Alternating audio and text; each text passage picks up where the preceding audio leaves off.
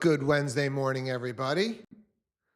I hope you guys are all alive, excited, and full of energy this morning. Good morning. We've got the Morning. great Sherwood Home Inspection Company with us, which is awesome. Hopefully, you guys are going to educate us. But as we do most mornings, let's open the floor. Does anybody have anything in particular that's just a great share for the group today?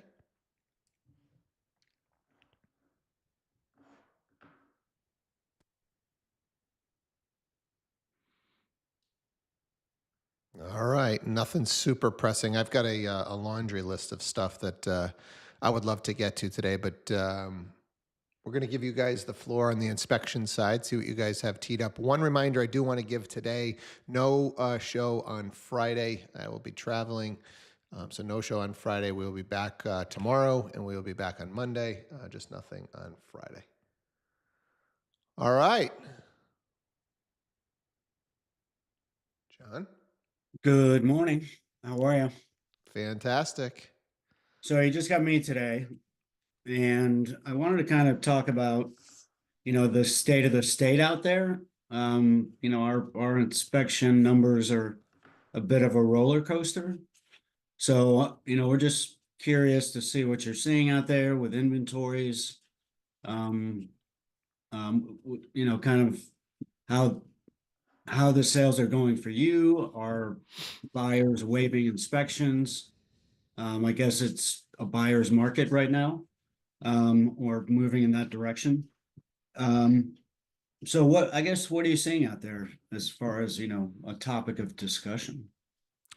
Well, for New England, it's definitely, and let's make sure we're just getting our terminology right. Definitely a seller's market in New England, buyer's market in Florida, right? So sellers are still driving everything here in most of New England, I would say. I don't know if anybody wants to chime in and disagree. And I do know that we've got coming soon this Massachusetts law going into effect where you cannot waive that home inspection. I don't know if Lauren is on with us this morning. I know she's been tracking this. I saw it somewhere in the news yesterday. It's not quite fully in effect yet, but I think it's coming by July, where you will not be able to waive your home inspection. And the thought being that, a lot of buyers got burned during, the craziness that was COVID and a little bit of post-COVID, where we're just buying stuff, waiving inspections. And most buyers probably do need a home inspection, to feel comfortable with the house. They didn't really know what they were buying. They weren't comfortable, but they had to do what they had to do to win. And now you've got you got a lot of buyers, I think, are in some major trouble because they did, probably what their agent told them to do. And we got to be careful with that stuff. Even with the time that's left here while we can do this, if you're going to recommend this as a strategy, you also have to make the same recommendation that we don't think it's a good idea that you buy a house without a home inspection. Unless you're a licensed contractor and you feel comfortable doing so, an agent should always be recommending home inspection. Now, at the same time, you can say one of the strategies is X, Y, or Z, one of which being, to waive your inspection to make it look a little more, look a little better, obviously, to that seller. So, but yeah, it's going to be interesting to see how this law comes into play and how it gets monitored and et cetera. So I would say that's kind of what we're seeing, Dave. I mean, it's definitely, Dave, John, you got to change that name when you come on, or else I'm going to keep calling you. I'm going to keep calling you Dave. Sorry, I'll change it. But yeah, I don't think anybody's, surprised. It's definitely slow. I know a lot of agents are grinding and inventory is low. And I don't know if anybody else wants to kind of comment. I think that's the general consensus. There you go, Steve. So obviously, I think this regulation is obviously in your guys' favor, right? This is a good thing for home inspectors. Correct. But we'll see how it plays out because I don't know that it's in the best interest of the consumer. I think in theory, it's good, buyers that aren't comfortable doing this shouldn't be doing it. But at the same time, as a consumer, you should be able to do whatever you want to do as part of a negotiation. So, Mhm. Yeah, it'll be interesting to see how it plays out. Um, they'll probably find loopholes to get around it, but we'll see how that shakes out. anybody I else heard anybody else heard anything on this regulation or want to just chime in on the regulation?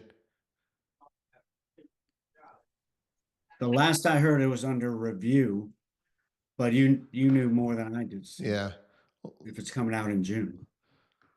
Lauren, I saw you unmute. I don't know if you're. July 15th is the official day where it's supposed to be in practice. They have until June 15th to complete all the regulations around it. And then there are a couple exceptions to this. So immediate family members, trustee sales, things like that. There was a list, maybe like 5 or 6 items on there where it did not apply. And buyers still can choose not to do the inspections if they don't want to, if they don't want to incur that cost after the offer is accepted.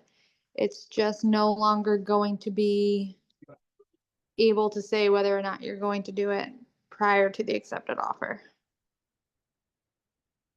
And then we're going to have to be additionally careful because you can't put it in a text. You can't put it in an email that you're not going to do it, even if you don't intend to.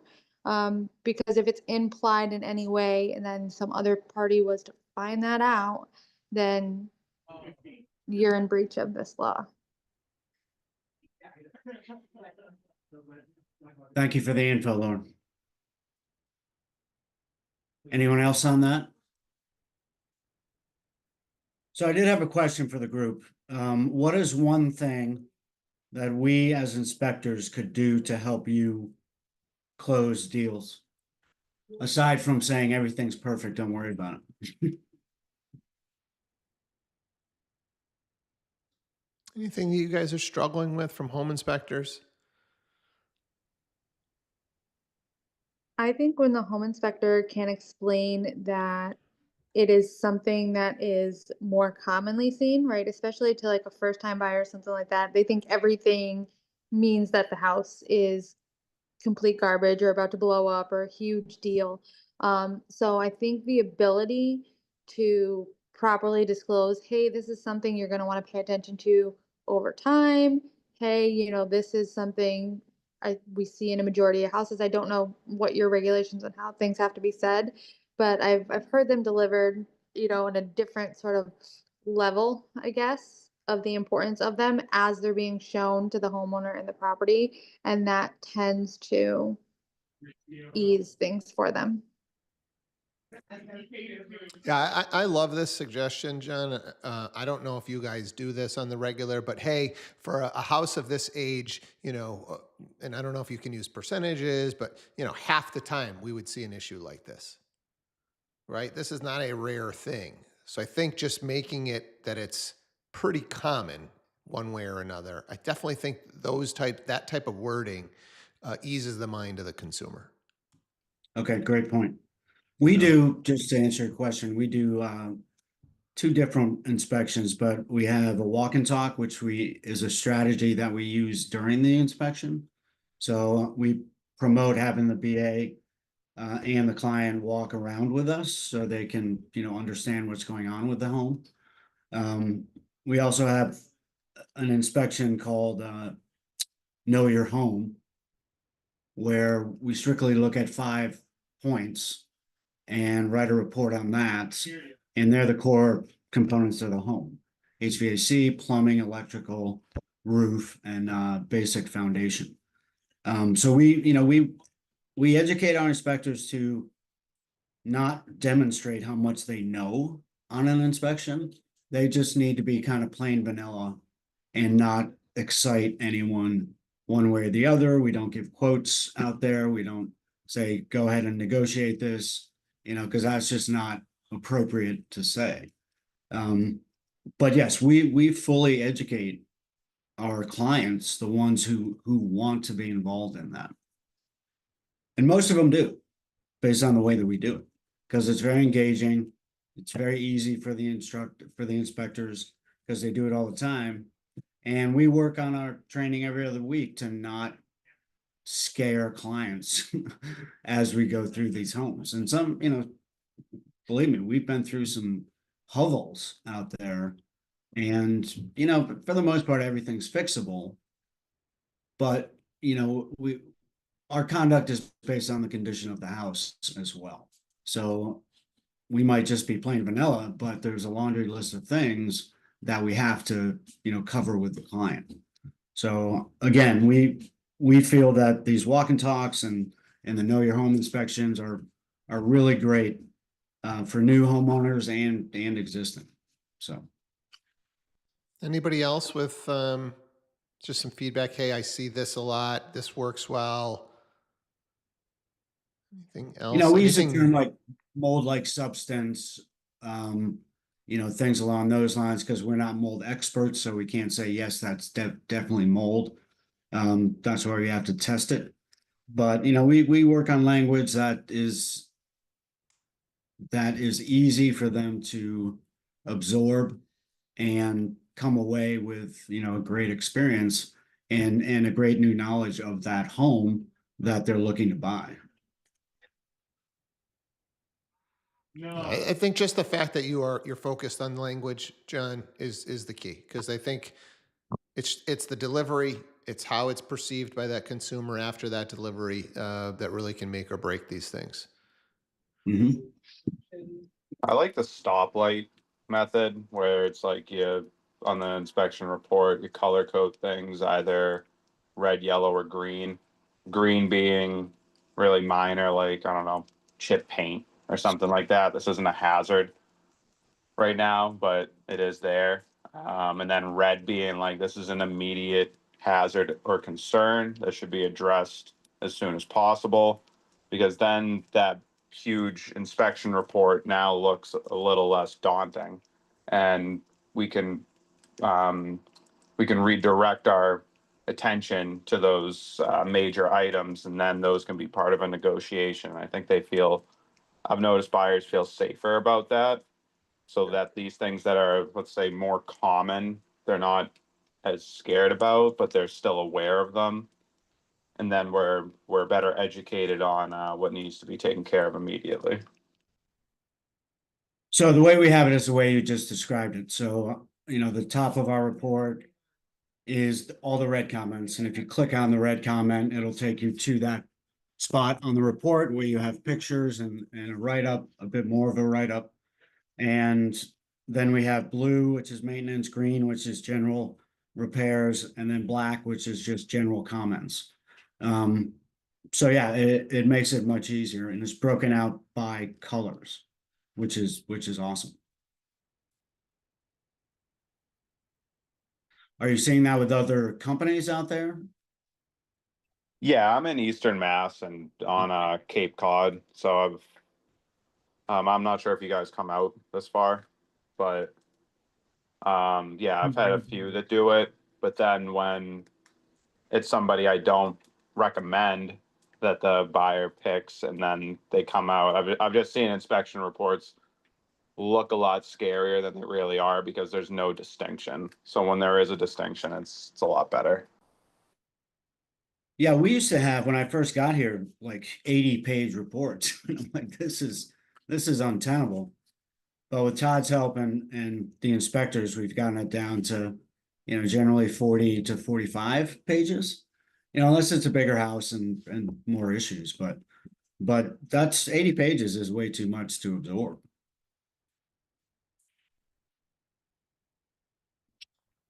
Anybody else have anything in particular you're seeing done that you just absolutely love from the home inspection company? So have any of them given you a wow factor when they do inspections? Going above and beyond. Like I brought a coffee cake. Well, I brought, excuse me. I made a coffee cake 2 Fridays ago and brought it out to an inspection because it was a big deal for the realtor. And yeah, they loved it. I mean, it was really it was pretty cool bringing that out there. So now I'm going to bring more capes out there. I like to bake. I have to say, John, I've never had a home inspector bring me goodies to eat. And you are there for a couple of hours, so interesting. Yeah, I brought coffee cake and Starbucks, so they were all happy.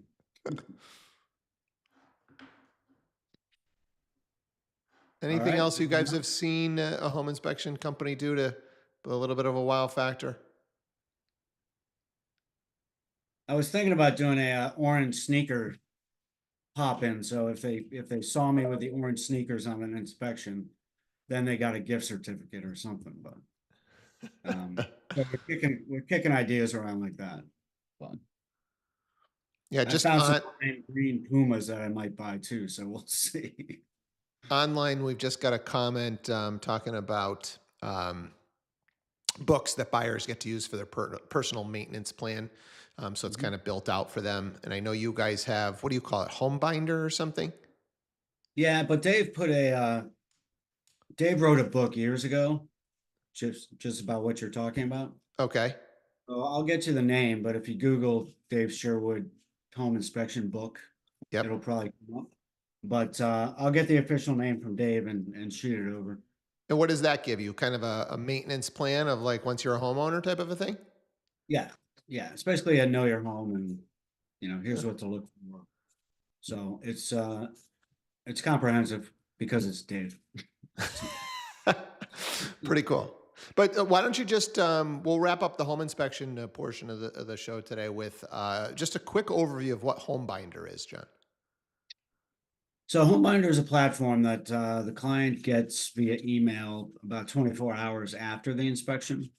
And it's populated, it's a platform that keeps track of anything that you want to put in there for your home, to include the color of paint, all of the stuff from the inspection, like the boilerplate info that's populated.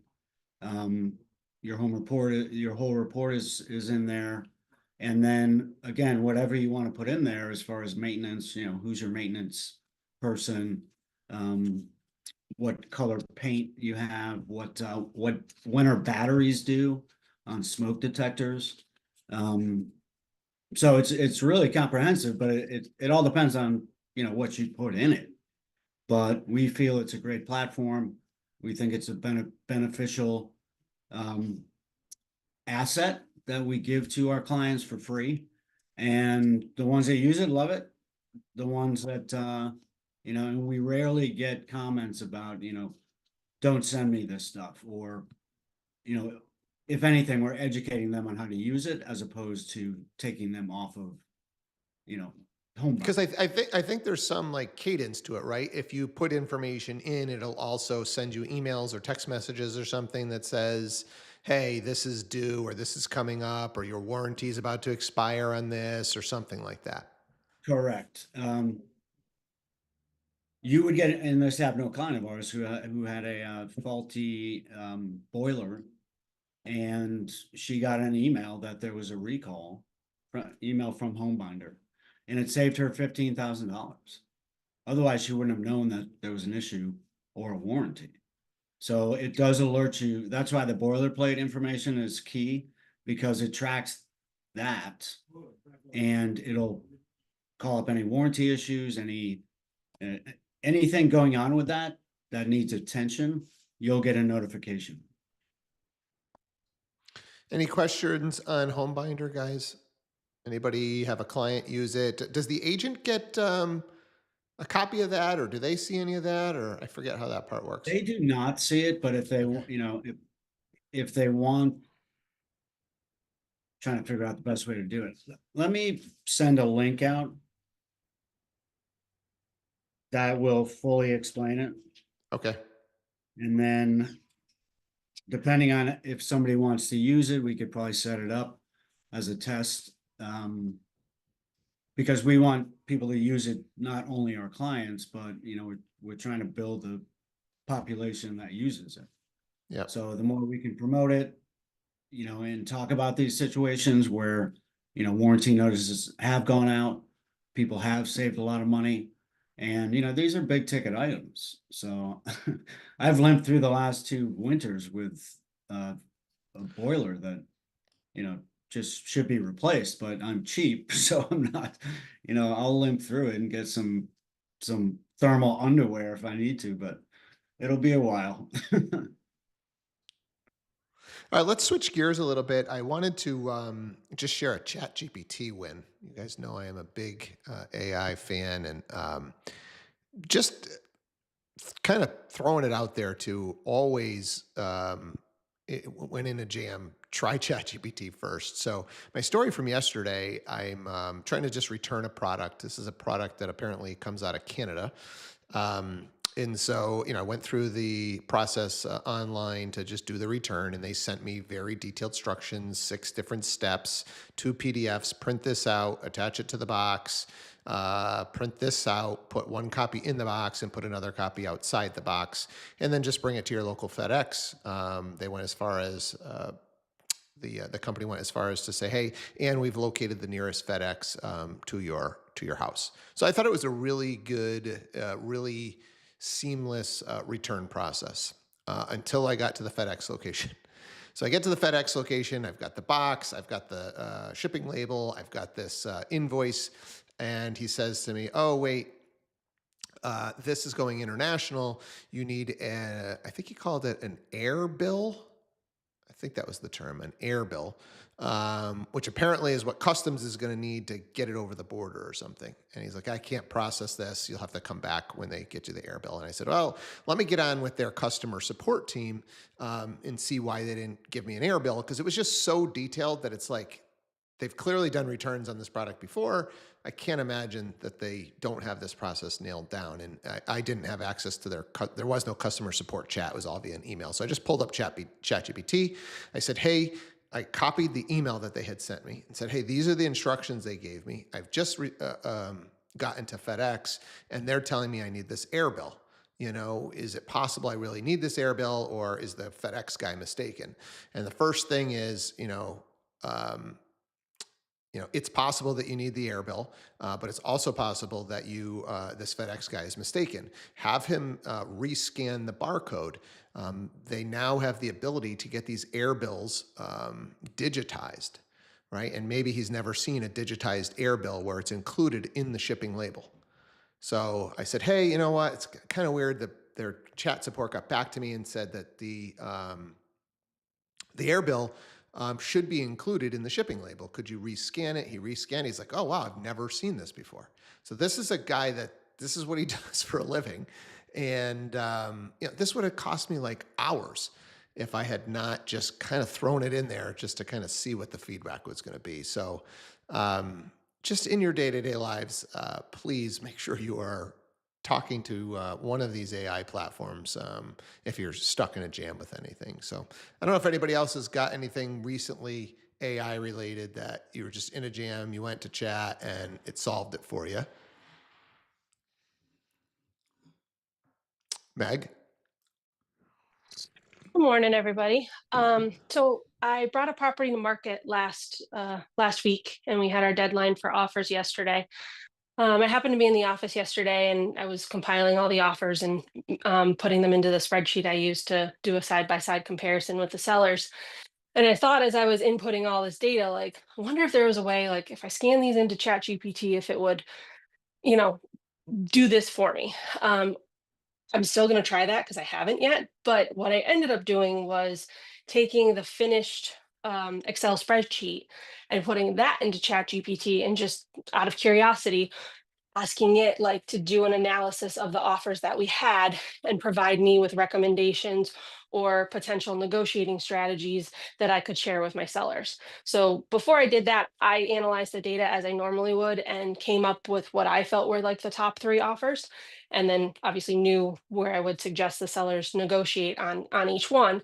So when I got the input from ChatGPT, it was pretty cool.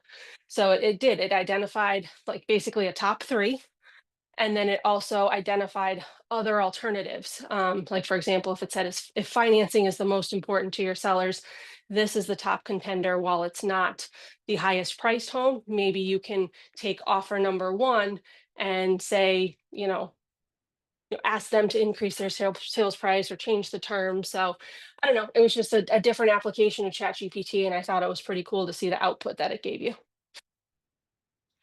Yeah, and Meg, I would argue that moving forward, I wouldn't take the time to fill out your spreadsheet. I had a project I was working on the other day with a friend of mine who sent me. He's a doc, and he sent me the most chicken scratch document with some notes that he had taken about some ideas that he has.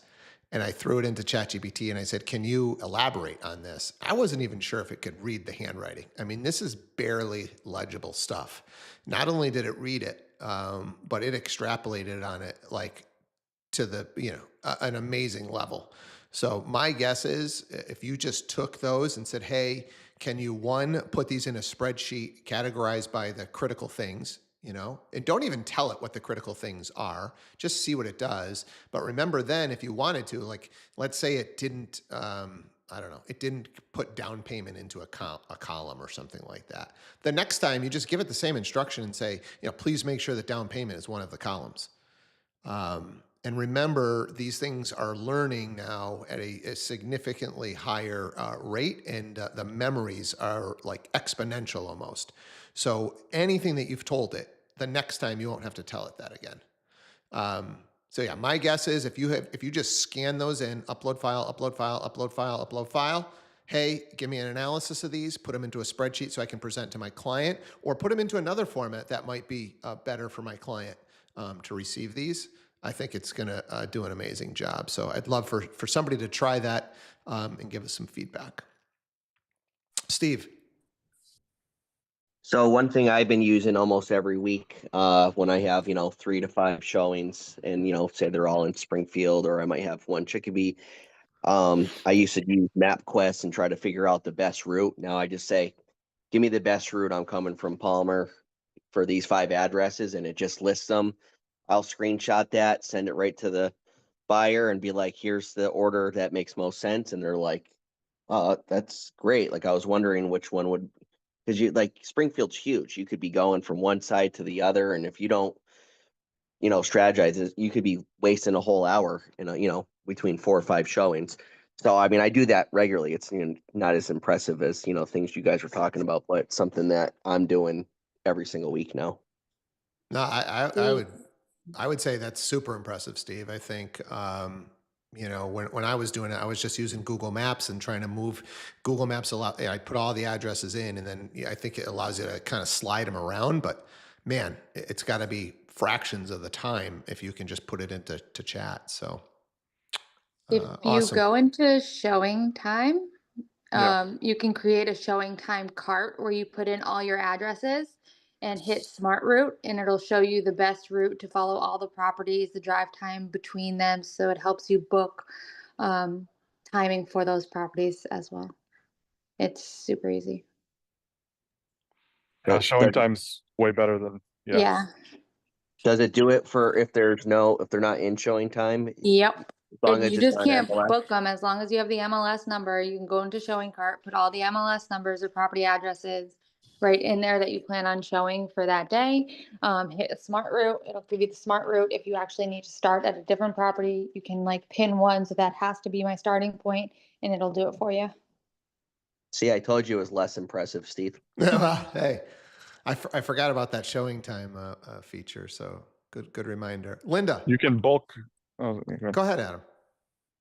I was gonna say you can bulk request all your showings too. So let's say you've got 6 properties, you line them up like Lauren said. It's gonna say from A to B is 15 minutes, so you know when to request all your showings. You kind of line it all up, and then you can just hit one button and it requests all the showings at one time. And then of course you just wait and hope that they all get confirmed. But definitely check that out. Let's just talk about that feature a little bit more. So I get them in the right order because it gave me the smart route. But now do I tell it, hey, I need 15 minutes per showing. I want 30 minutes per showing. Or does it, what does it do? You can Yeah. select all that. You can select how much time you want at the showings. You can arrange the times that you want in there. And then it does, like Steve was asking, for ones that you can't book online, it lets you know that those are ones that you need to go book separately yourself. Cool. Anybody else just want to comment on the showing time? And I see 2 hands. I'll get to Linda and Molly next. Anything else about the showing time, smart route stuff? All right, Linda, go ahead. Yeah, I was just going to talk about that feature too. I absolutely love it. It's amazing. And so when you go in with your first request, you have to make sure that you click on that you're creating a showing cart as opposed to just doing a single showing. And that then gets it all teed up for you. And when you click on the smart route, it shows you how much time, of course, from A to B, so that you can then determine how much time you want to request for each showing. And it's just a fabulous feature. And then you can share that once everything has been. You can click on request showings in bulk, as Adam said, and once they've all been approved, then you can share that with your clients. So it sends directly to them, so they have the whole list and the order and all of that. And it's just brilliant and it's wonderful. Awesome. Awesome. Molly, bring us home. All right. So if I'm at a showing and I come across like something mechanical that I'm just have no idea what it is, I'll just shoot a picture in a chat GPT, try to get like the name of the brand, model number in it, and just say like, what is this? And usually it'll give me a pretty accurate guess, at least just to spring off of. Same for like furnace. You can obviously look up the model number yourself, but if you just put a picture in a chat GPT, oftentimes it can tell you the guess of the year of that too. Yeah, I've been using photo recognition a lot lately. Needed filter cartridges the other day and just took a picture and said, can you figure out what model this is and what cartridges I will need? I did it for something else. I needed to know how to like reset an Android iPad. And so I just said, hey, for this make and, I took a picture and said, hey, can you just tell me how to do a factory reset on this? And so it figured out what model it was and yada, yada. And hey, here's the steps. And so pretty cool stuff. I mean, the camera recognition stuff at this point is getting pretty crazy. Linda. I have one final comment, and it has to do with ChatGPT. And when my daughter was in town, we were talking to my next door neighbor, and I don't know how we got on the topic, but we were talking about ChatGPT. And I was telling her, for example, that, I might write a draft of a letter, and then I'll throw it to ChatGPT and say, please rewrite this letter in whatever, a conversational tone, because it's going to do it so much better than I can. And so my daughter said, Mom, do you actually say to ChatGPT, please?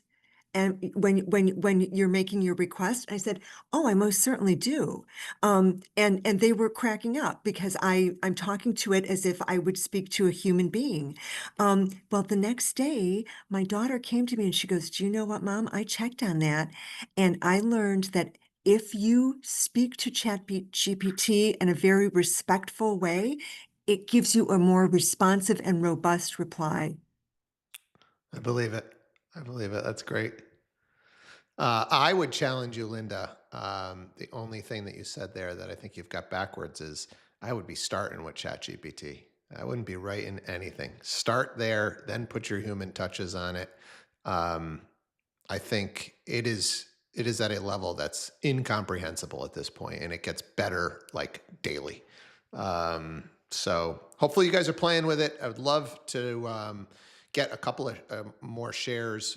We're out of time today, but maybe if there's some things that you're doing with it, bring it back to tomorrow's show. So it's super powerful. I just believe this is the future, right? You will just have this assistant. It's going to know you inside and out.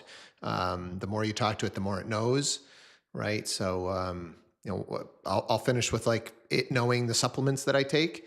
And if I talk to it about a new supplement, it'd be like, oh, you're already getting part of that nutrient in this other supplement that you take, so you wouldn't need that. It's literally that smart.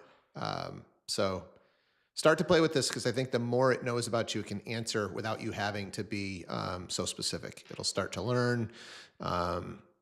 It'll learn the ages of your kids and maybe make suggestions if you're going to make a life decision. Hey, considering you have these 2 kids, you should think about this or that or the other. So it's wild. I love it. All right, we are way over. Appreciate you guys. Great show today. We'll do it again tomorrow. And reminder, we won't be doing it on Friday. So go crush your Wednesdays. We'll talk to you in the morning. Take care. Thank you so much. Have a great day, everyone.